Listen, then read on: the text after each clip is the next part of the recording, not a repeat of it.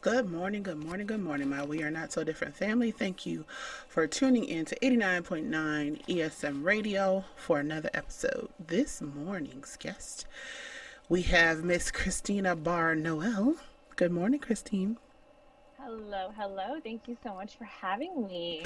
You're so welcome. Thank you for taking your time to be with us this morning. You are truly appreciated. Oh. It's so nice to hear. Thank you so much. No problem. Before we get started, I do want to give a small piece of your bio for our listeners. So Miss Christine Barr Noël, was born in France, is an entrepreneur, a world championship ballroom dancer, podcast host, and life balance coach. She helps overwhelmed and busy people living on the hamster wheel of society find clarity and balance to create a sustainable way of living and ultimately create their lifestyle by design. And that small piece is such vivid imagery because I literally can see that hamster wheel. Like everyone is running. We all can. Yes. We all can. Every time I say that to people, that's that big sigh of relief of like, yep, so relatable, and we're not alone, you know. Yeah, man, like we're constantly running. Totally. So yeah. Thank you once again for coming in, and I tell my people, y'all know the drill. Go ahead, find your favorite spot on the couch, get your favorite drink, whether it's Kool-Aid or Cavassier, and just relax. Ooh. Yes, I want to give them a full range, you know, maybe it's apple juice, whatever it is. And just relax and listen in. So, Miss Christine, I have two questions that I ask every single guest, and you are no different. Number one, if you had the undivided attention of an audience of your choosing, who would be that audience, and what would you tell them? That is a fabulous question to start with. Wow, right out of the gate. Okay, so my audience of choosing would probably be... I'm going to say it's going to be women entrepreneurs. Okay.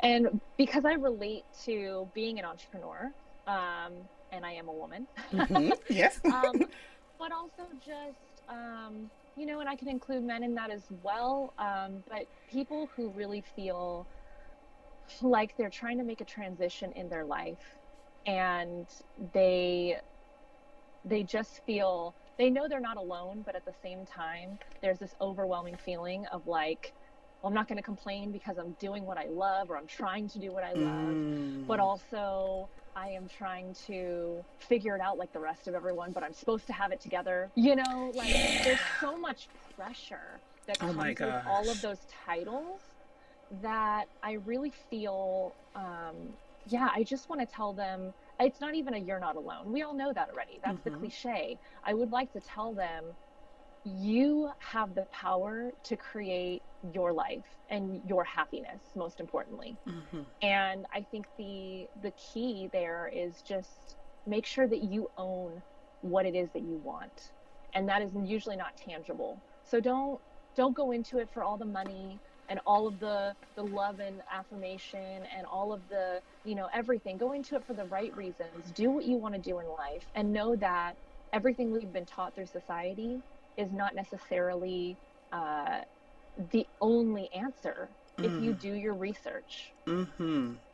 You know, you mentioned something about, you know, there's all this pressure and we feel like we're supposed to have it together.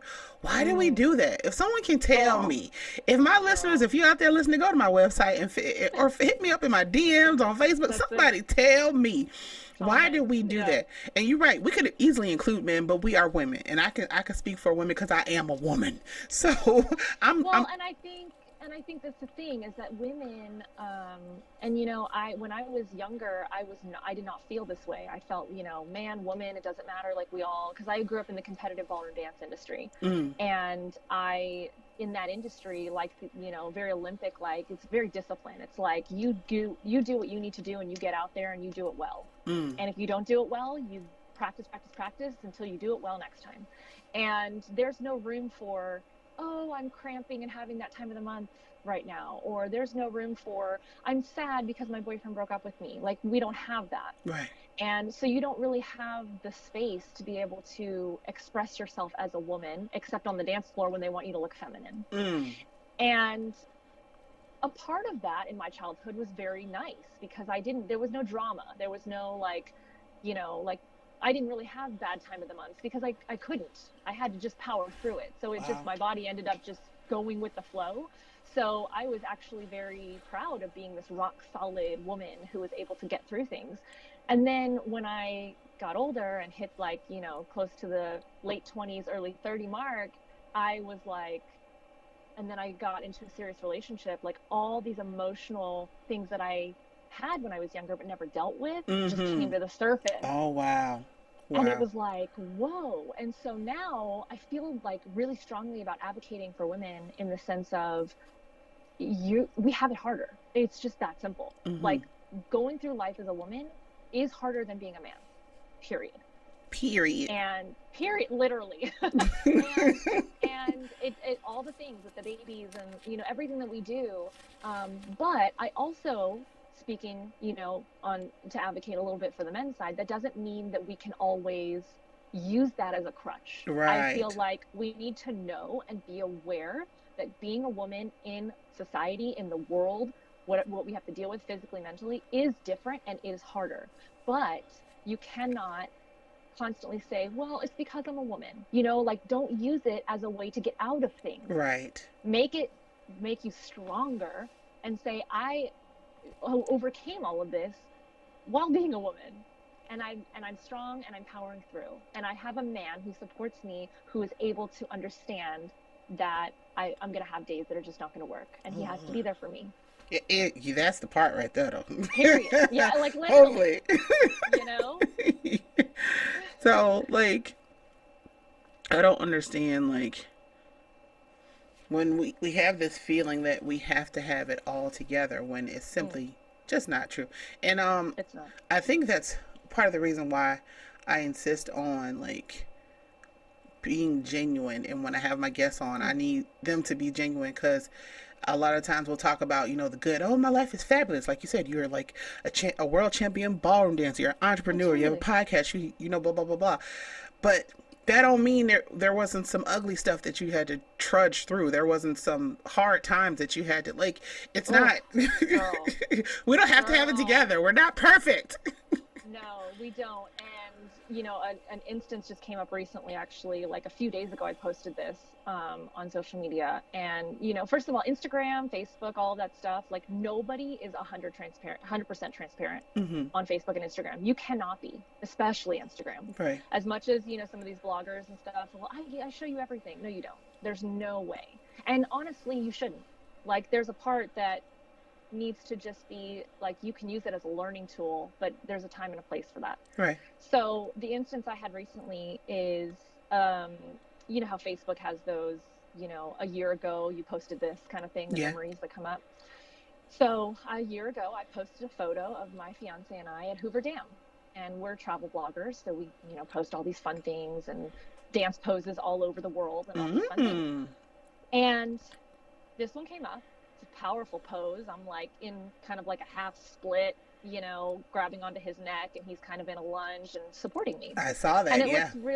it looks really dancer artistic-esque, Mm-hmm. but I had to just, when I reposted it, I had to tell people what that picture was actually about. And the truth behind that picture, when everyone saw it first, they were like, wow, this is amazing. You guys are so great, blah, blah, blah. And a year later, I'm now in this journey of helping others and creating, you know, um, less stress and overwhelming feelings for people. And I am on my incredible journey that has blossomed and allowed me to see, I feel like a different person a year later. Yeah. And that picture, specifically that day, was traumatic. It was Oh, wow. the pitfall, like the breaking point of my depression last year. Wow. My fiance had to drag me out of bed and say, "We're going to Hoover Dam." We live in Las Vegas, so it was 45 minutes. Um, and he said, "You want to go to new places? You want to do new things? I know you're upset, whatever. Let's go. Let's go to Hoover Dam. You've never been." And I was just, everything wasn't working. Career wasn't working, and like you said, we have it all together. So on the outside, on my social media pages, it looked like I was doing great. Right. And yeah, sure, I had things going on. Absolutely. I've accomplished a lot of things in my life. But that doesn't mean that you're not going to have periods or spaces in your life that are not going to be the best. Yeah, true. And that's where I think we feel like we have to hide it, is because, oh, well, I've accomplished all these things, so I can't go backwards because now I'm going to look like a failure to everybody. Oh gosh, if people Right? only knew. And then totally. you said that you were dealing with depression. God forbid that you are in any position, if you have any platform, if you're in the public in any sort of way, God forbid that you admit that you're dealing with any kind of. Oh my God. Oh my goodness. Oh my God, that's just like that's the no-no space right there, right? So he pulled me out of bed. We went to Hoover Dam. It was very silent. He was trying to kind of get me to, be happy and all this stuff. And we walked around and honestly, I took that picture so that I wouldn't miss an opportunity to post something on Instagram. Oh, wow. That's why I took that picture. And that is the saddest reason to take a picture, especially with the person that you love. Right. And the ironic part is we pulled that pose from a few other dancers that we liked. And I said, let's just do this one. It's easy.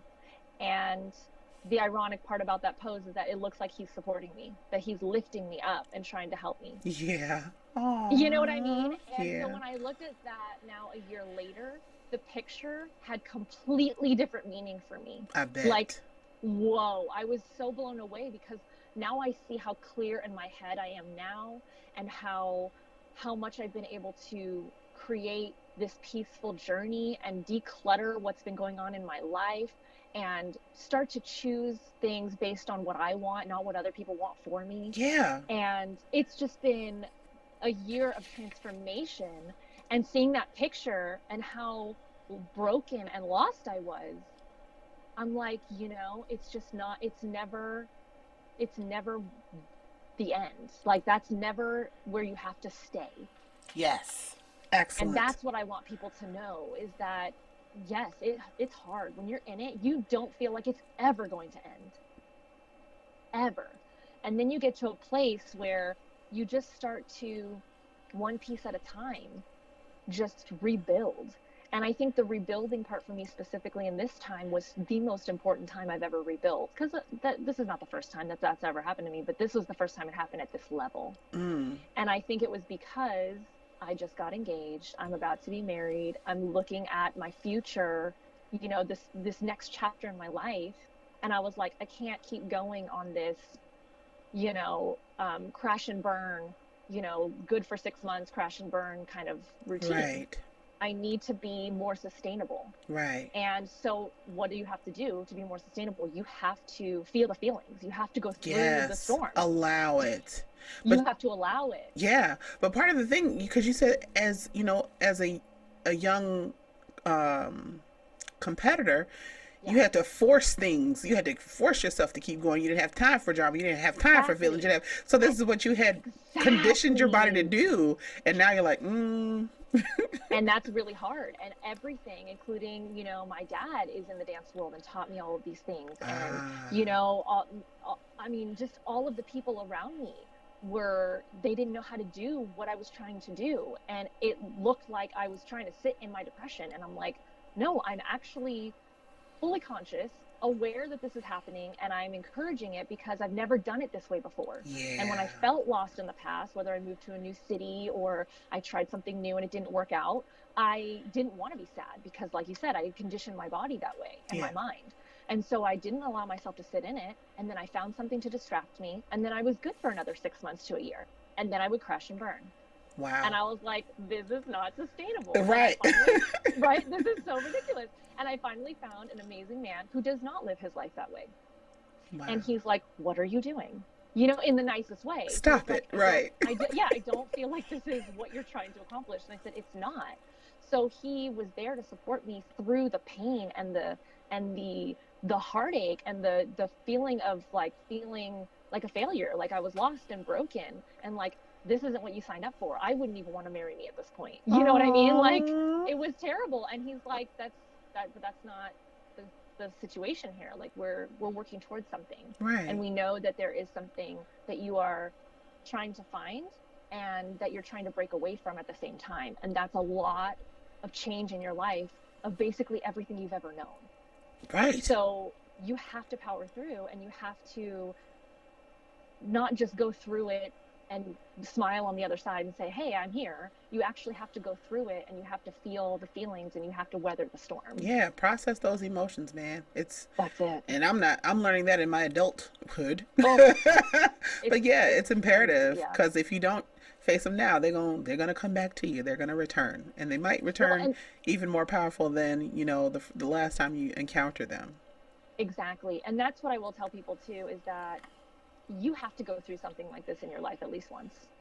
Um, and if you wait and you say, and you don't do it in your 20s, your 30s, your 40s, I mean, it's gonna, like you said, it will come, and it will make you feel the feelings of either trauma in your life or childhood issues or anything that you're trying, or not feeling good enough for the world or society pressure, whatever it is, it's going to happen. And the sooner you go through the feelings and you power, into that and and lean into the uncomfortableness of it, the sooner you can become the best version of yourself. Mm. Yes, indeed, you do. So, Mm. since we talked about, a little bit of what you had going on in your childhood, my Mm. second question for my guests, if you had the opportunity to speak to a younger version of yourself, let's say 5 or 6 year old Christine, Mm. what does little Christine need to hear?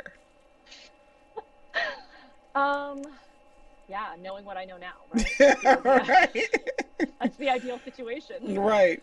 Um, yeah, little Christine needs to hear that life is beautiful. You will find the most amazing man. Enjoy it, and don't stress about that. Um, and I would encourage her to see further than just the box she was given, Okay.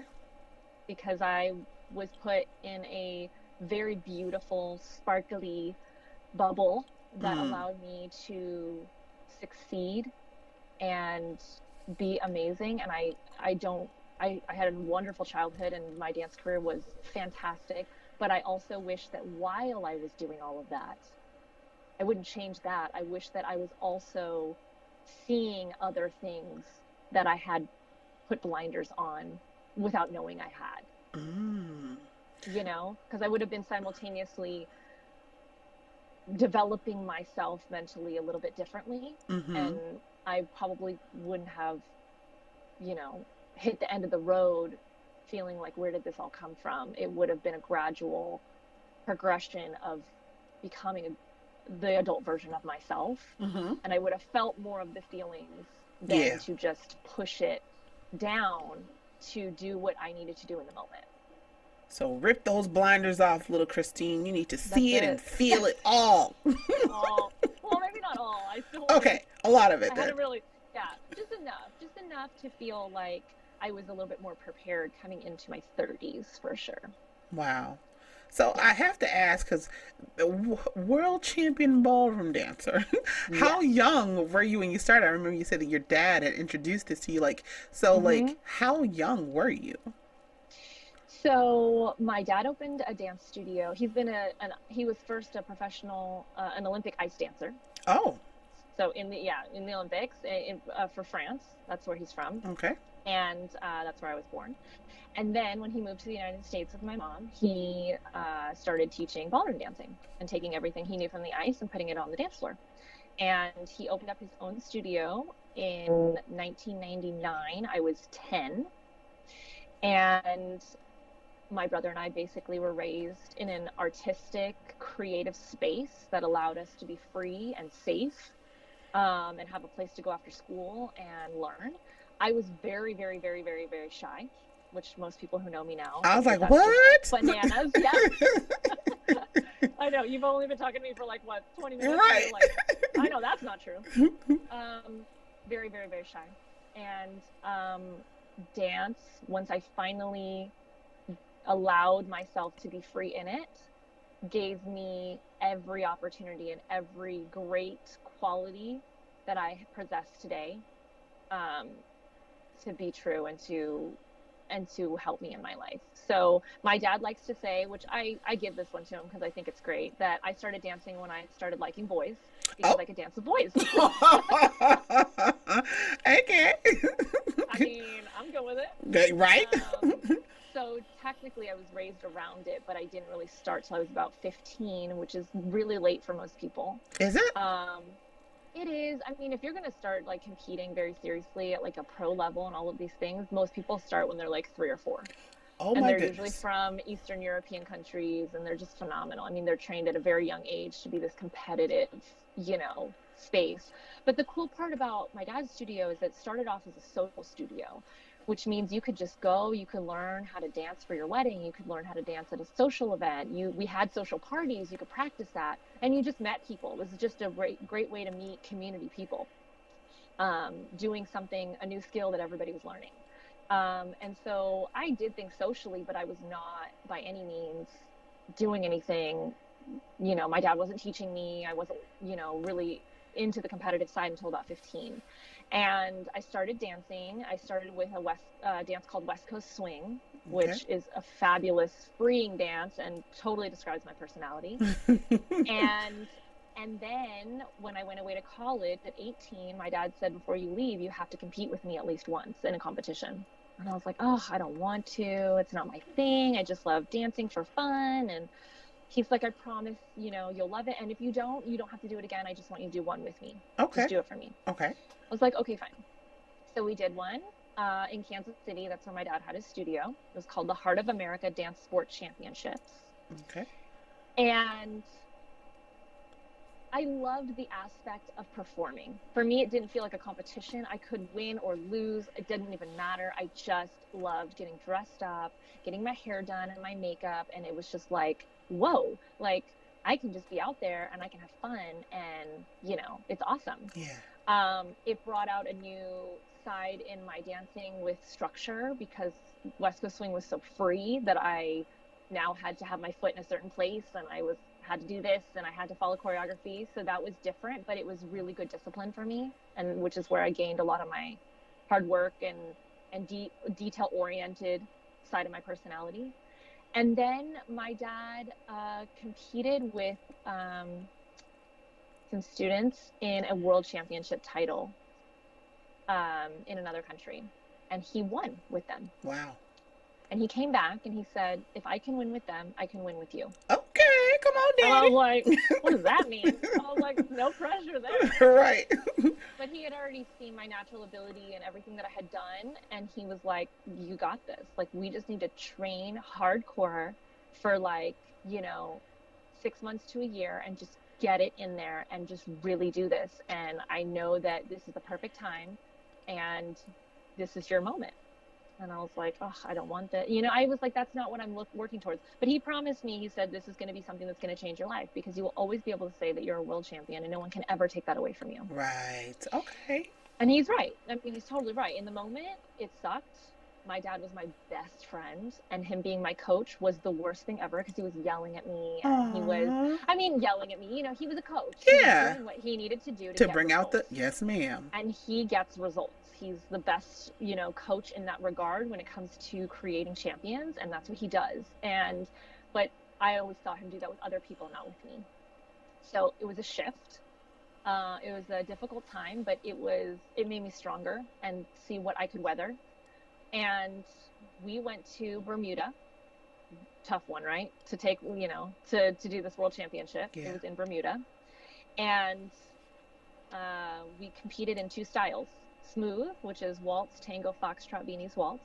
And we placed second. That was our first competition. Wow. And he started getting nervous. He's like, oh my God, we have to win the rhythm, otherwise we don't get to call ourselves world champion. Rhythm is cha-cha, rumba, swing, bolero, mambo. And that's what I thrived in. I was a fast, fun, flirty Latin girl, and I loved doing that. And we won. Wow. And we became the first ever father-daughter world champion duo Aww. to accomplish that. Wow. And nobody, like he said, no one can take that away from you. Nobody can take that away from me. Nobody can take that away from us. And it was life-changing for my confidence. I then moved out to LA after that, and I was like, I'm a world champion. I got this. You know what I mean? But also it kind of knocked me down to a place where it was like, this is not the end of your hard work. This is only the beginning of your journey. Yeah. So it was just really, two polar opposites that were showing themselves at the same time that allowed me to find my balance in that time. And yeah, it's been phenomenal. I mean, that was such an amazing time for us. And we look back at it every year. We celebrate. It's in March, and we celebrate. This actually next March will be our 10 years since we did it. I was 21 when I won. Yeah. So I will be, so you do the math. I just turned 30. Right. In March, it'll be 10 years since that happened. And every year we get to celebrate, and it's amazing. Wow. I love it. And I can see how, because you were so detail oriented, because you were so like strict and stringent, because you were so like disciplined, how this kind of carries over into like what you do now. So, Totally. I'm stalking your website and all we this didn't stuff. go to participate. We went to win. Like, that was the only reason Just like that. Just like that. Like, we were not playing around. We were like, we know our odds. We know who's going to be there. We know our strategies. We know what we have, and we know we can do this. And we weren't going to just see if we could make it happen. We were like, this is ours for the taking. This is what we need. This is what we've come for. And we won't leave without it. That's it. And it was divine timing, but it was also just that champion mentality. I have a really, really close friend of mine who is a champion, all in her own right, and has done amazing things in her career. And she says that all the time when she coaches people who want to be champions. She's like, you have to just put it in your head, and no one else is going to take that away from you. And when you set that intention, there's nothing else that will come from, like, if you set that intention and you prepare, and that meets your opportunity, like, it's a done deal. Nobody else has a chance. Wow. Yeah. So I can see how that kind of transfers over, because you got all this stuff going on now. Yeah. Entrepreneur, podcast host, life balance coach, and of course, I'm peeking around on your website, and I see this part that sticks out to me the most. She helps overwhelmed and busy people living on the hamster wheel of society find clarity and balance to create a sustainable way of living, and ultimately create their life by design. Yeah. So I want to know how you became a coach. I mean, I guess I can see how that transfers, like your personality, it literally transfers into what you're doing. But how did you know, like, after coming, I don't want to say down off of this high, because like you said, this was the beginning of your journey, it wasn't the end. Right.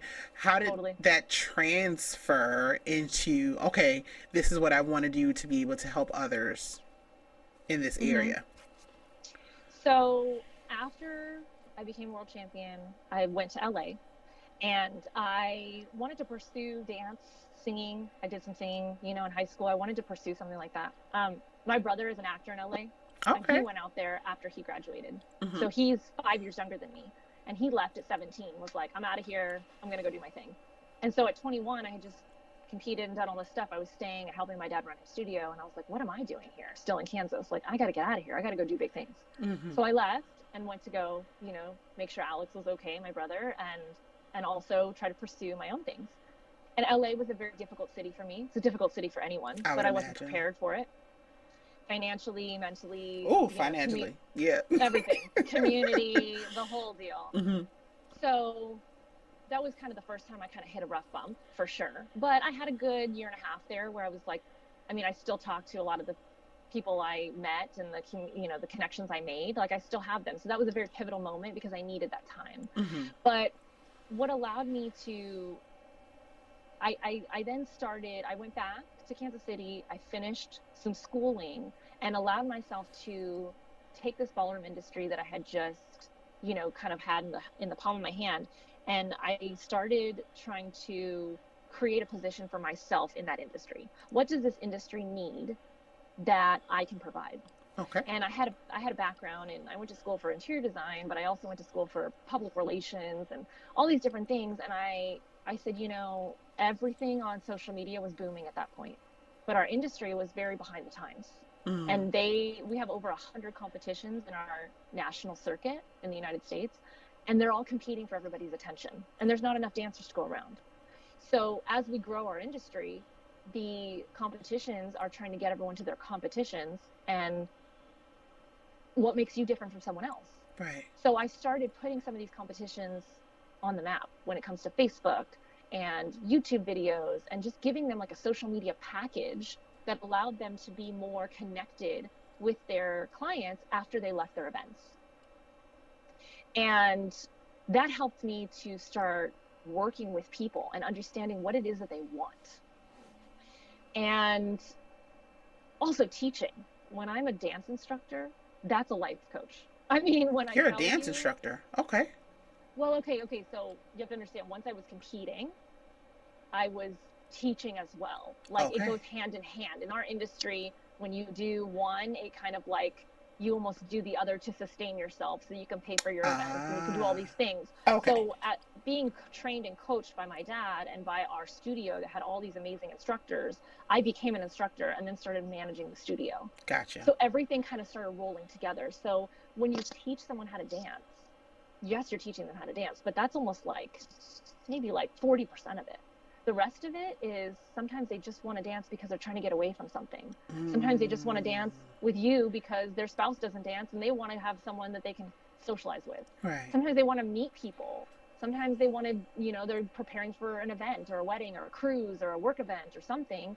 So you end up being their stylist and their their life coach and their therapist. And if you're working with couples, you know, it's like a marital counsel, you know, the Right. whole thing. And so I learned how to talk to people in a way that anyone could walk through the door, and I could acclimate myself to make them feel comfortable and to find common ground with them. Okay. I can see that because Right? you are in a very intimate, like, you have to get Yeah, up close and personal if you're dancing with that's it. somebody, right? Right. Or if a couple walks in and the guy's kind of, I don't want to do this, but the girl does, I have to now navigate that and make sure she's having fun, but also make him comfortable and say, listen, we're going to make it real easy for you. I know you're not, you know, call it out like Kevin Hart says. Just call it out so nobody else can. Right, But right, we're not right. going to, right? We're not going to make you feel uncomfortable because I know you are right now. And we're going to work through this. And then they start to let down their guard because they start to trust you. Mm. And by doing that and then working with event coordinators who were people who were entrepreneurs and power people, and they would listen to me because they were trying so hard to keep their competitions alive. They were like, well, what do I do? You know, so then I had this power in a different way, Mm-hmm. and I got myself into some events that I was like, I never thought I would, and it was amazing. And so that naturally led into, and then you pile that with my journey over the last, now been with my fiance for 4 years. Mm. So I mean, the start of that, you know, and really digging deep into my feminine side and my who I am as a woman and who I want to be in this relationship. And then the last year and a half has just been the most, you know, roller coaster of emotions. um, all of this has given me the ability to see what it is that people are going through and what it is that they need, and how everything that I have done up to this point that felt at some point like it was a waste of my time is what prepared me to be able to help people that are going through what I went through. Wow. Crazy, And right? you have the perfect like spot because like you said you've been through it so you know what it is that they're Totally. in, what they're probably about to experience and how it's going to go, so yeah, why not, right? Yeah. Wow. But even just like you were talking about overwhelmed and busy people, like everyone at some point in time is overwhelmed and busy. It doesn't matter if you're 9 to 5, if you're an entrepreneur, if you're a mom, if you're a college kid, it doesn't matter. Everyone is, you know, dealing with their own daily struggles. Mm-hmm. And I think what has helped me the most is what I call sustainable habits. And these are Sustainable things, habits. sustainable habits. And sustainable habits are things that you do in your life that allow you to thrive long term. They have longevity. Okay. And they're also tools that when you are having a great day and everything's awesome, and then you have a crash and burn day, how you are immediately able to muscle memory go to something that will allow you to move through this day, know that it's just a pit stop and tomorrow will be better. All And that's right. how you avoid falling into multiple day, multiple month depressions. Sustainable habits. I like that.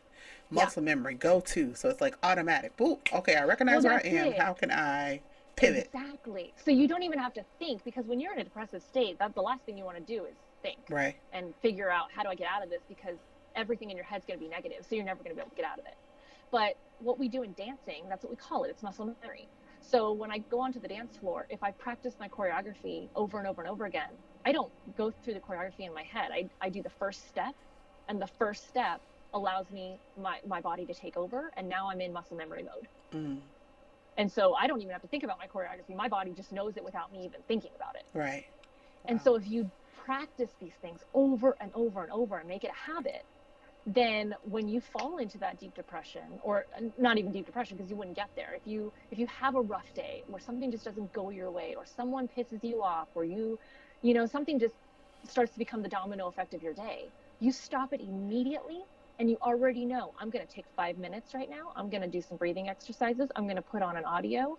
I'm going to remove myself from the situation, and I'm going to be present in the moment and allow myself to breathe through this. Mm-hmm. And if that means meditation, if that means going on a walk, it depends on where you are and how much time you have. But you can use different tools and different tactics to just dig right into. And I guarantee you, as much as it sounds like it's the simplest thing, it is the most powerful thing if you really put yourself into it and be present in that moment. Heck yeah. I'm with you. Yeah. Right. And then you don't have to think about, what do I do? Because then what happens is that if you don't take that time, then that is going to lead to something else. And now you miss the light, and now you're late to work, and now your coffee spilled, and all these things. So Oh now you have man. just a terrible day, right? Right. How many times do we know that domino effect is real? Yes, ma'am. And one day can lead to 2 days, can lead to a week, can lead to a month, and then you have no control over it. And that's how we spiral. Mm. And so the sustainable part is the same way that we talk about sustainable in food or in lifestyle or in whatever. It is creating something that has longevity, that doesn't burn the candle on both ends and allow you to crash and burn. It's something that you're building in yourself that you will always have there to rely on when you need it.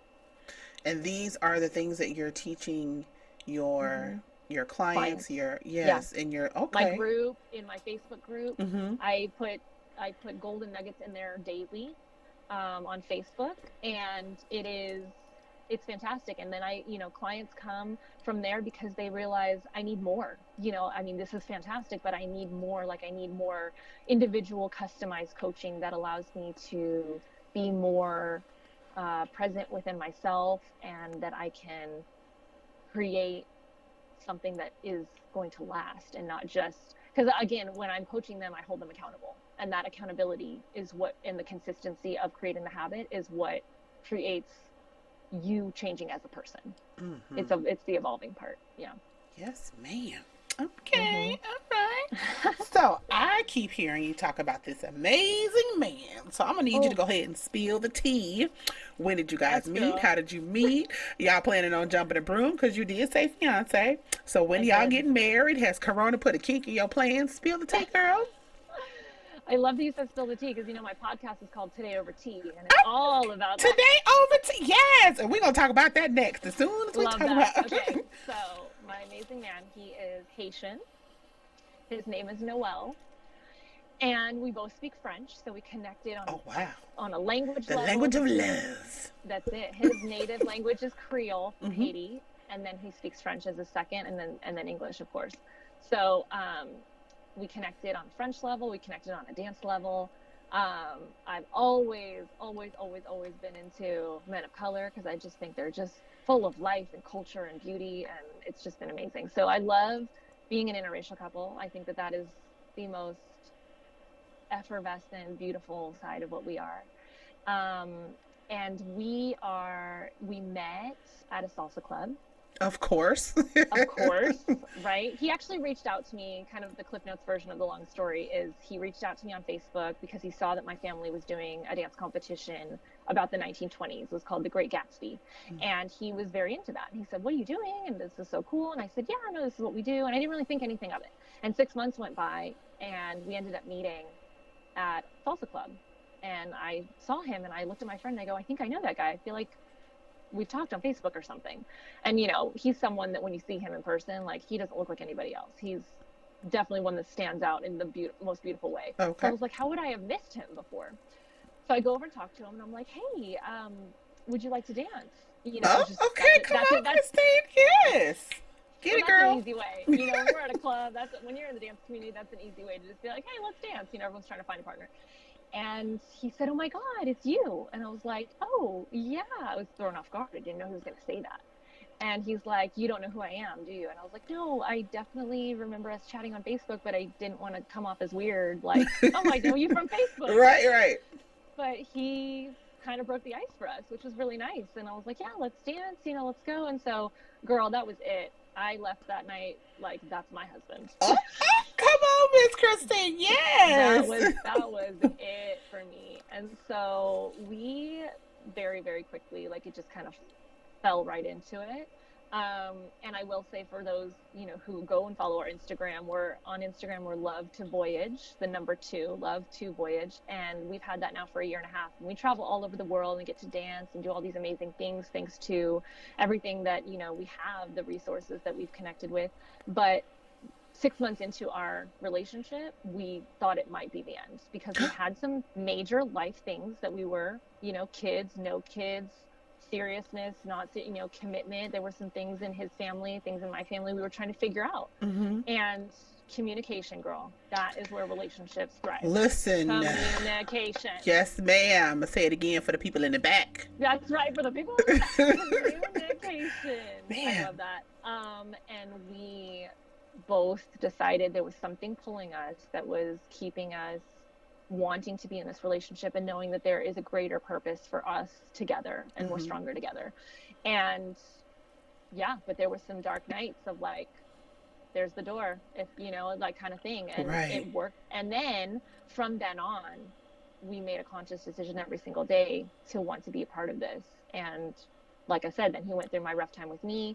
We've had his moments and all of these things, but now we're 4 years in. We're going to celebrate our anniversary on November 11th. 11/11 is when we met. That's coming up, girl. Okay. It is. And our wedding is next year. Ooh.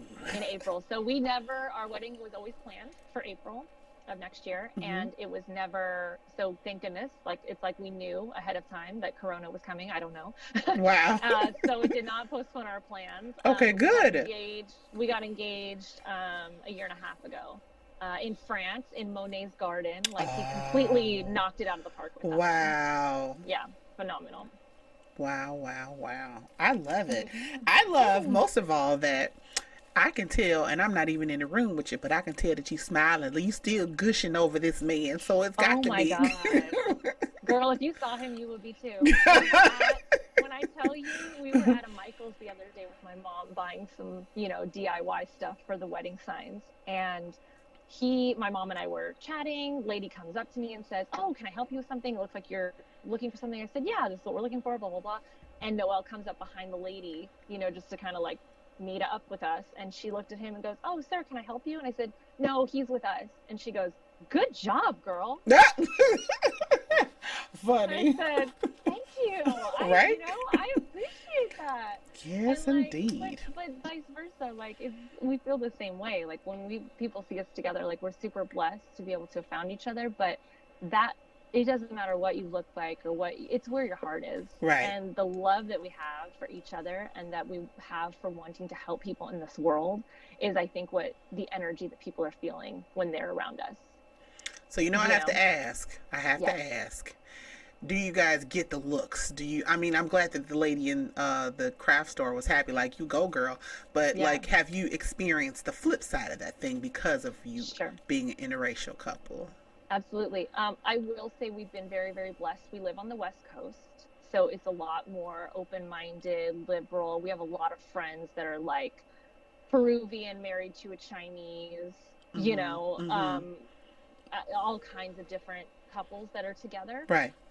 But we have been back to other states. We travel a lot and Mm-hmm. other countries, and there every now and again, I wouldn't say we get the looks of us together. I would say the worst part of it, and I think that we're seeing that a lot this year, is more how people treat him because Ah.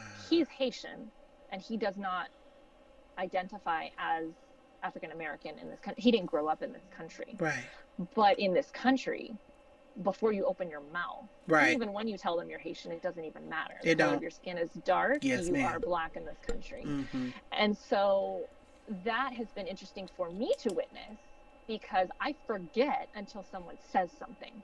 Mm. Because that's just my fiance. I don't, him being dark is what I love most about him, but it's not something I think, oh yeah, my husband, my fiance is dark. Like I don't think of it that way. It's just who he is. That's my person. Right. And so Oh, it's a person. that's my Oh. person. And so when we have seen that happen, sometimes he is very, very good in the way that he handles things, but sometimes it gets under my skin a little bit. And I'm like, how can people be just even a comment or walking down the street or, whatever. Mm-hmm. I don't even know. Like, and the crazy part is that he dresses so nice and he tries to really be, you know, acclimated in society in a way that he can still show his unique style.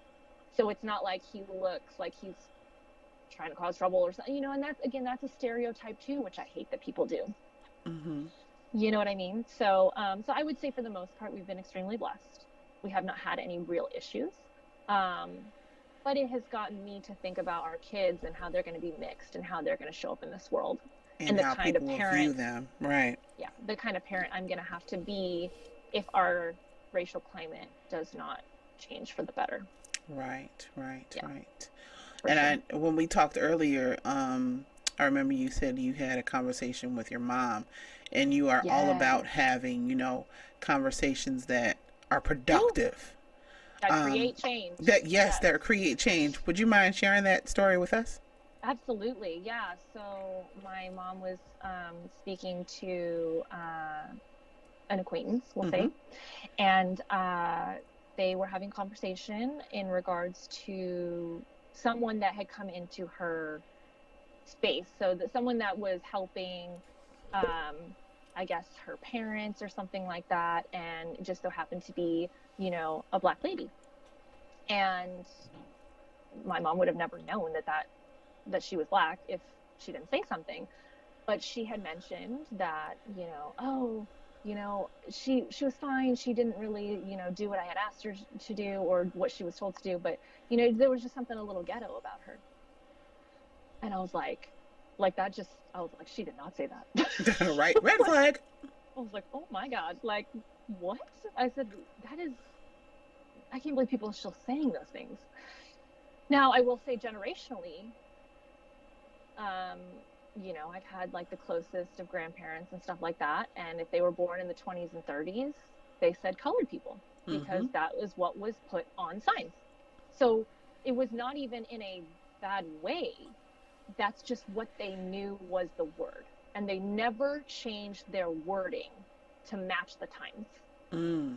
And that's the hardest part with the older generations is that you cannot go through life and you have a responsibility to change the mindset that you grew up with, Yes, ma'am. Unlearn some things and learn some new things. unlearn some things as society progresses Yeah. and becomes better and more inclusive.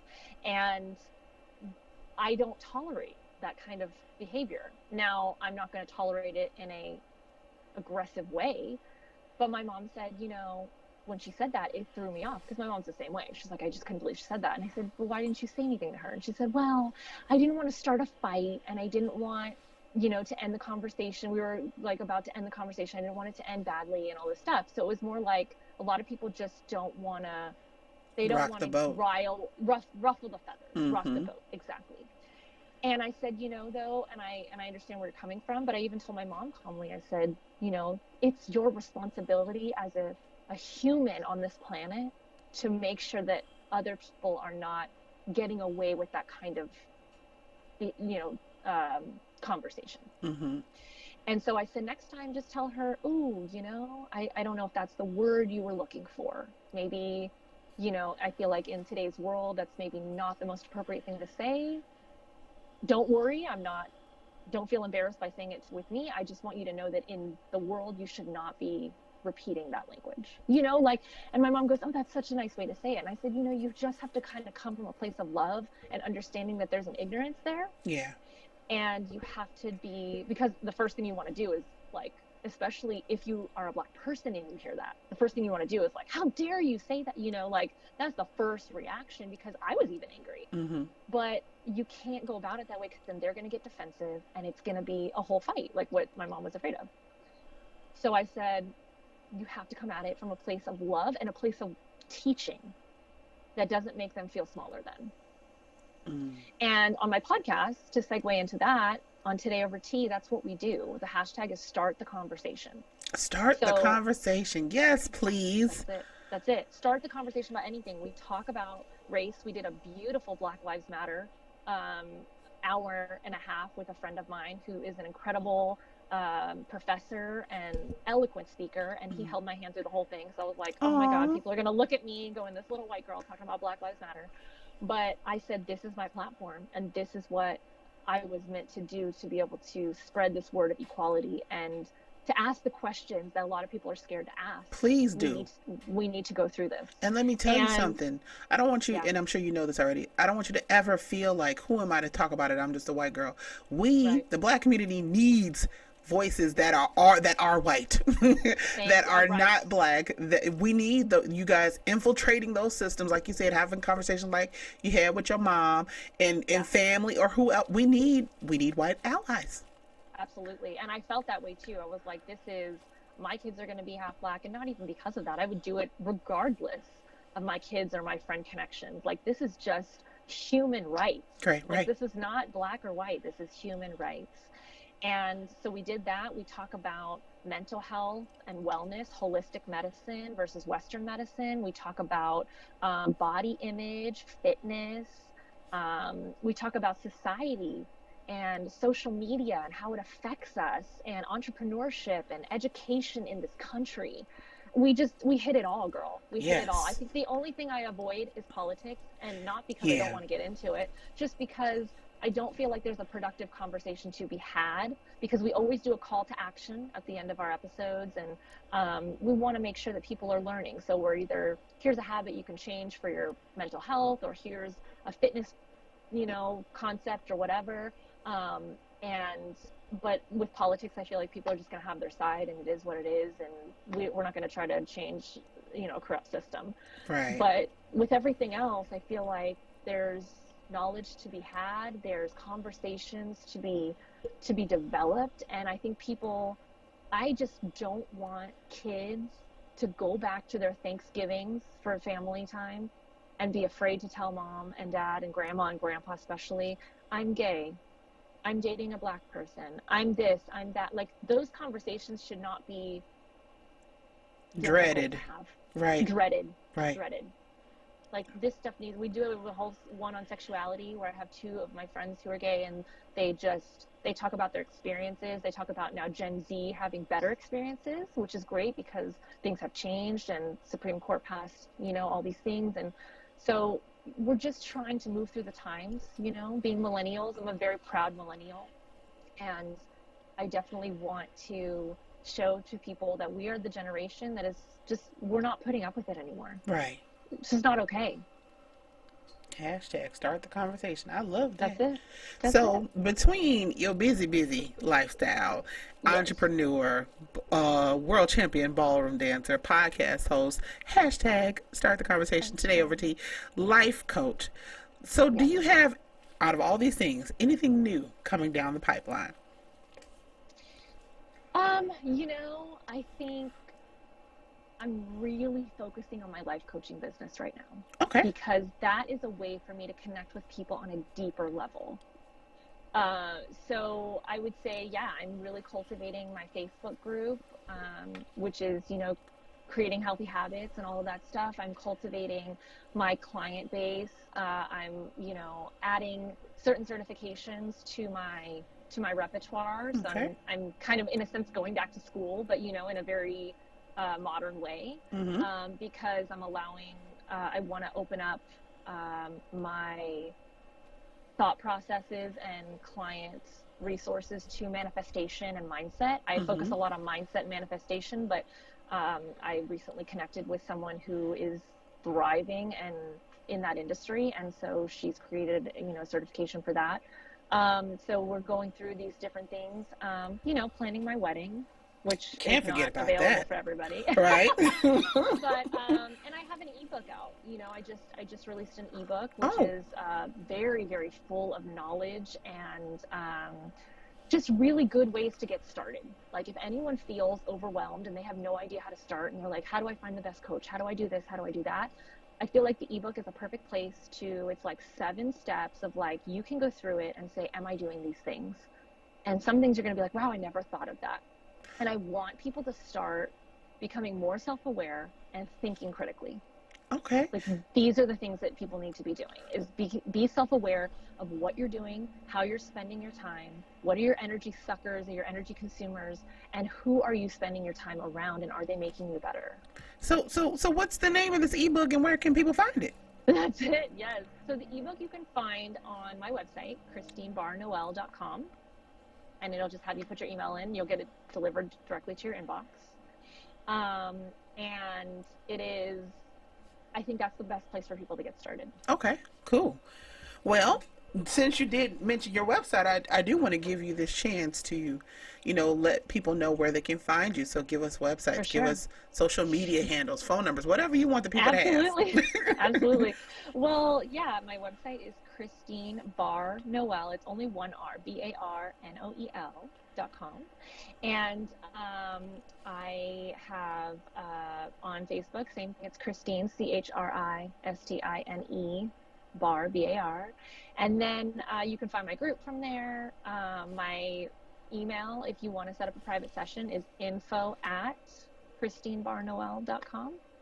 And I love meeting new people. Like, if you just want to have a 15-minute discovery call and just be like, I'm completely lost and I don't know where to start, and I don't know if I'm in the right place, and I don't know if you're the right person, that's okay. Right. Let's talk about it. Like, I think we're in an age of enlightenment right now, and people need to know that it's okay to ask for help. Don't hide under the rocks and try to deal with depression on your own. Right. Don't. Just come out in the open. There are so many amazing life coaches out there. If I'm not your person, I will direct you to someone who can help you. I love and that. You need to start taking control of your happiness and your mental health, and do your own research. And the best way to do that is just to start. Yes. Just start. I like that.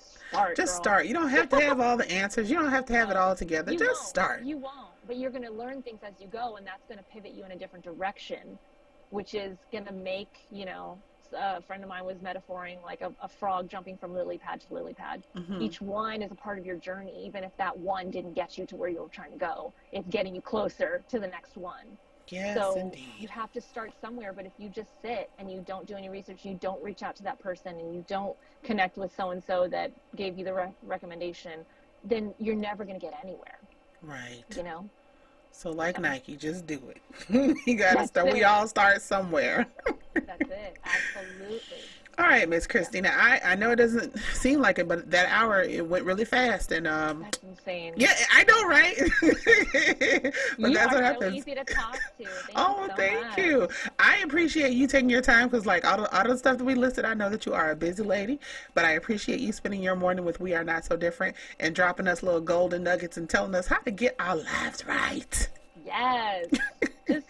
Just crave balance and want to be a better version of yourself. You do not have to live in sadness and loss and brokenness. Hey, I love it. And I think that's an appropriate way to end. You don't have to stay there, y'all. No, you are not a tree. You can move. I love it. We are not so different.